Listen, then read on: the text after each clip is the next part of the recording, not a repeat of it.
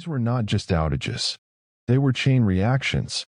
A config push that erased a social network from the internet. A capacity addition that broke a cloud service. A routing filter removal that took down an entire country. A content update that blue-screened 8.5 million Windows machines. A generated file that crashed a global CDN. 5 incidents. 5 root causes. 1 shared DNA. A small, trusted change that became a world-famous failure. Each outage gets a real timeline, root cause analysis, and SRE lessons. We cover AWS Kinesis 2020, Meta Facebook 2021, Rogers Canada 2022, CrowdStrike Falcon 2024, Cloudflare 2025, plus cross-incident patterns. Let's start with our framework. Every outage follows a 7-step analysis. Step 1, what users saw. Step 2, what changed. The trigger. Step 3, what broke internally. The first domino. Step 4, why the blast radius grew. Step 5, the timeline from trigger to recovery. Step 6, root cause analysis. Not human error, but the exact technical chain. Step 7, DevOps and SRE lessons. What would have prevented or contained it? We teach each outage in 3 passes. Pass 1, a simple analogy. Pass 2, a technical example. Pass 3, the real RCA with exact details. This keeps every chapter consistent and deep. Let's begin. Outage 1, AWS US East 1, Kinesis, November 25, 2020. Imagine a warehouse with 50 workers, productive because each only coordinates with a few neighbors. You add 50 more, but every new worker must introduce themselves to every existing worker before starting. Suddenly the room is not working. It is just talking. That is what happened to Kinesis. What did users see? Kinesis API calls started failing in US East 1, but the blast radius went far beyond Kinesis. CloudWatch metrics stopped flowing. Cognito authentication broke. Lambda functions with Kinesis triggers failed. Dozens of seemingly unrelated AWS services degraded because they all had a hidden dependency on Kinesis. What changed? AWS added capacity to the Kinesis front-end fleet. A routine scaling operation. More servers should mean more resilience, right? Wrong. What broke internally? Each front-end server needs a complete shard map, a directory mapping every shard to its server. New servers cold starting must build this map by communicating with every other server in the fleet. With the original fleet, coordination was manageable. But as the fleet grew, coordination messages scaled closer to n². Every new server had to talk to every existing server. Servers hit the operating system's maximum thread limit during the shard map rebuild. Threads are OS-level workers handling concurrent tasks. Exhaust them, and the process cannot accept connections, serve requests, or report its own health. The real root cause. The cold start path had coordination overhead that scaled badly with fleet size, and the OS thread ceiling turned a slow start into a hard crash. Why did the blast radius grow? Kinesis is a dependency for many internal AWS control plane and data plane paths. When Kinesis broke, CloudWatch could not ingest metrics. Without visibility, every other service looked suspicious. The dependency graph lit up like a Christmas tree. Timeline. Capacity addition initiated. New servers begin cold start, shard map rebuild. Coordination overhead spikes. Threads exhaust on multiple servers. Kinesis API errors climb. Downstream services degrade. The first mitigation attempt was adding more capacity, which made it worse. Eventually, the team shifted to a controlled, gradual fleet restart. Recovery took approximately 10 hours. SRE lessons. 1. More nodes do not always mean more resilience. Watch for O of n² coordination overhead. 2. Recovery and cold start paths must be load tested, not just steady state. A system can run beautifully at scale, but fail catastrophically during a restart. 3. Map your hidden dependencies. If your monitoring depends on the thing being monitored, you have a circular dependency that will blind you when it matters most. Outage 2. Meta, formerly Facebook. October 4th, 2021. Imagine a city with a private highway system connecting all its districts. A maintenance crew accidentally removes every highway. No district can reach any other. Worse, the road signs telling the outside world how to find the city were on those highways.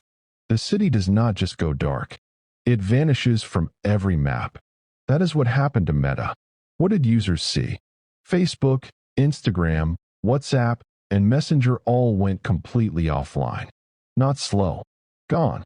DNS lookups for Facebook.com returned nothing. 3.5 billion users were affected. What changed? During routine maintenance, a config change was applied to Meta's private backbone network connecting their data centers worldwide. The change effectively took the backbone out of service. Data centers could no longer communicate with each other or with the public internet. What broke? When the backbone went down, automated health check systems detected every data center as unhealthy and withdrew all BGP route announcements.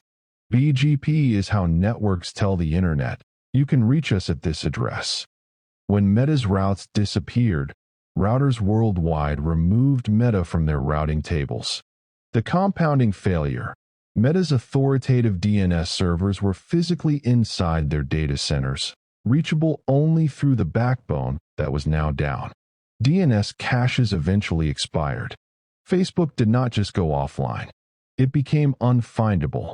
Why was recovery so hard?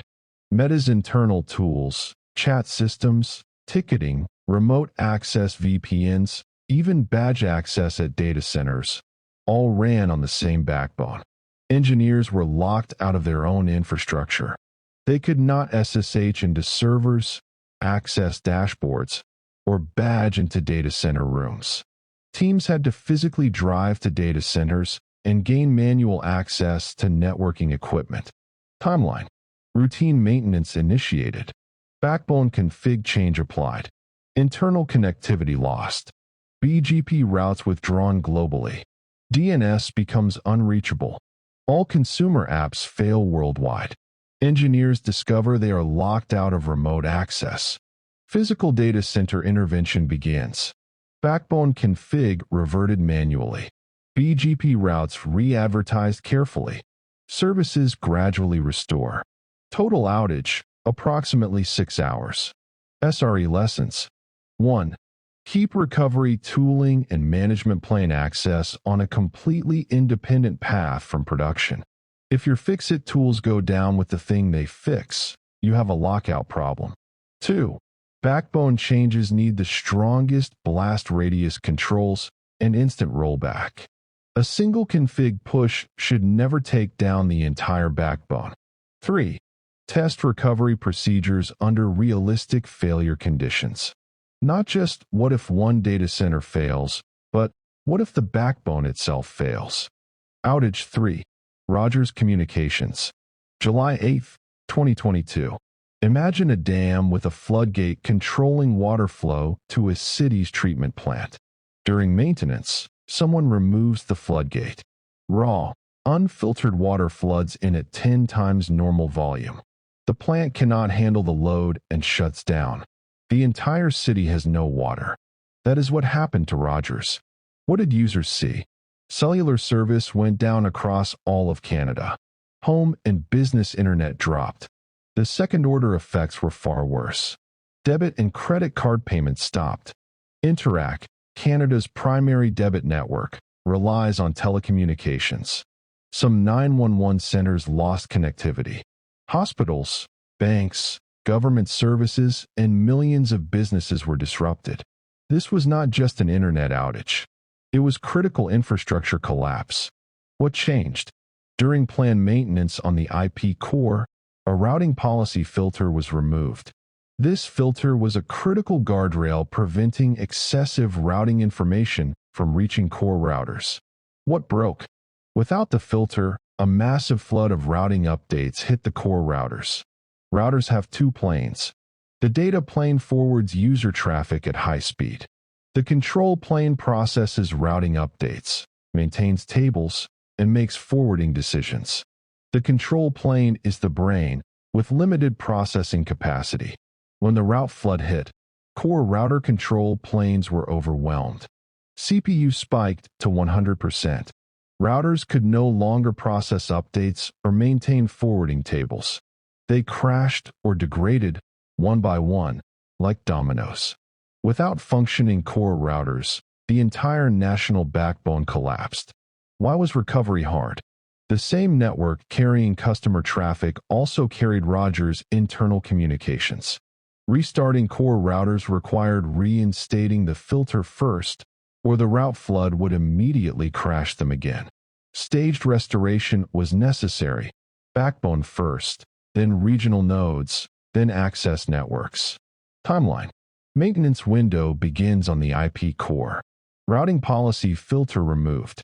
Route flood hits core routers. Control plane CPU spikes. Core routers destabilize and crash. Nationwide outage. Cellular, internet, payments, emergency services affected. Emergency workarounds attempted. Filter reinstated and staged restoration begins. Services gradually restored over 18+ hours. SRE lessons. 1. Critical filters and guardrails must be managed as code, diff-checked, and policy-protected. A routing filter is not just a config line. It is a load-bearing wall. 2. Never assume maintenance work is low risk. Some of the worst outages start during routine maintenance windows. 3. Implement control plane protection on all critical routers. Rate limit how many routing updates the control plane can process per second. If the floodgate fails, the dam should still hold. Outage 4. CrowdStrike Falcon. July 19, 2024. This one was different. A worldwide endpoint disaster. The analogy. Imagine a factory that ships instruction manuals to millions of machines. One morning, a new manual has a bad instruction on page 12. Every machine that reads it trips over a hidden hardware flaw and crashes. The manual is not a software update, just new instructions. But it triggers a bug that was always there. That is what happened with CrowdStrike. What did users see? Windows machines worldwide began blue screening and entering boot loops. Restart, crash, restart, crash. Over and over. Airlines grounded flights. Hospitals lost patient records. Banks went offline. 8.5 million Windows devices were affected globally. What changed? CrowdStrike published channel file 291, a Falcon sensor content update with threat detection rules. Content updates are treated as lower risk than code deployments and often skip staged rollout. What broke? Channel file 291 exercised a parsing path with a latent bug, an out-of-bounds memory read. The bug had been there all along, but previous content files never triggered it. This new file did. The Falcon sensor runs in kernel mode on Windows. Ring 0, the most privileged level. An out-of-bounds read in kernel mode means a blue screen and hard reboot. Because the crash happened during sensor initialization, machines could not boot past it. Boot, load sensor, crash, reboot, repeat. Why was the blast radius massive? The update was pushed to all endpoints simultaneously. No canary deployment. No staged rollout. It went global immediately. Recovery was uniquely painful. Machines in boot loops could not receive a remote fix. The only remediation was manual. Boot into safe mode. Delete the channel file. Reboot. Per machine. Individually. Organizations with BitLocker needed recovery keys first. Full recovery took days. The timeline. Content update published globally. Endpoints crash starting in Asia Pacific, propagating as time zones wake up. Airlines, hospitals, banks disrupted. CrowdStrike identifies channel file 291. Update pulled, but affected machines cannot receive the fix. Manual remediation begins globally. Recovery stretches over days. The SRE lessons. Lesson 1. Canary and staged rollout must apply to everything. Content, signatures, config files, not just binaries. If it changes behavior, it needs staged rollout. Lesson 2. Fast global propagation without blast radius breaks is a ticking bomb. One bad file plus instant delivery equals a global outage. Lesson 3. Pre-deploy validation must cover edge cases and parser safety. If your content interpreter can crash on malformed input, you will eventually ship malformed input. Outage 5. Cloudflare. November 18, 2025. The analogy. A massive postal sorting facility processes mail for thousands of companies. It uses an automatically generated rulebook to sort packages. One day, a permission change causes the generator to produce a rulebook twice as thick. But the sorting machines have a hard-coded maximum page limit. The oversized rulebook jams every machine. Thousands of companies stop receiving packages. That is what happened to Cloudflare. What did users see? Websites and APIs served through Cloudflare started returning 500 errors. Major internet properties depending on Cloudflare for CDN, DDoS protection, and edge computing were affected.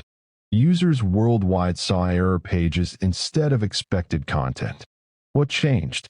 An upstream database access control change affected the pipeline that generates feature files for Cloudflare's bot management system. Bot management classifies incoming traffic as legitimate or malicious.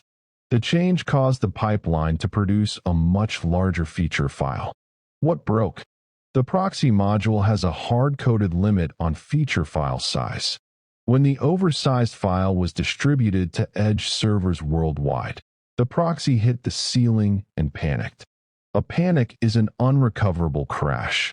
The proxy worker died and could not serve traffic. Because the file propagated to all edge locations, the failure was global. Workers KV saw elevated errors. Cloudflare access and dashboard were impaired. Diagnosis was tricky because the root cause was not a code change or deployment. It was a generated artifact from an internal pipeline. The team traced from proxy crash logs to the bot management module, then to the feature file, then to the upstream database change. Here is the timeline. Upstream database change introduced. Bot management pipeline generates an oversized feature file. File propagated to global edge. First 500 errors appear. Investigation begins. Root cause narrowed to bot management feature file. Oversized file replaced with known good version. Upstream change reverted. Proxy workers recover. Downstream services follow. Total disruption, approximately 4 hours. The SRE lessons. Lesson 1. Validate generated artifacts against runtime limits before rollout. If your system has a maximum, your pipeline must enforce that maximum before distribution. Lesson 2. Treat generated configuration as untrusted input. Just because your own system produced a file does not mean it is safe. Validate it the same way you would validate external input. Lesson 3. Add kill switches and graceful degradation around critical proxy modules. If a feature file is bad, the proxy should bypass that feature, not crash entirely. Fail open on one module rather than fail closed on everything. Let's look at all 5 incidents together. What patterns emerge? Every outage was triggered by a trusted change. A capacity addition, a config push, a filter removal, a content update, a database permission change. None were attacks or hardware failures. All routine operations. Each had a hidden assumption never tested. AWS assumed coordination overhead would stay manageable. Meta assumed recovery tools were independent. Rogers assumed maintenance was low risk. CrowdStrike assumed content updates were safer than code. Cloudflare assumed generated files would stay within limits. In every case, blast radius grew because there were no breaks. No canary. No staged rollout. No circuit breaker. Config and data changes are as dangerous as code. Maybe more, because they bypass the safety nets built for code. The biggest outages rarely come from one giant explosion. They usually begin as a small trusted change. A config push. A routing edit. A generated file. A content update. Or a scaling action. What turns them into world-famous failures is hidden coupling, weak blast radius control, and recovery paths that were never tested hard enough. Every outage in this video could have been prevented or contained by one principle. Treat every change as potentially dangerous. Validate every input. Stage every rollout. And test your recovery under real failure conditions. Thank you for watching.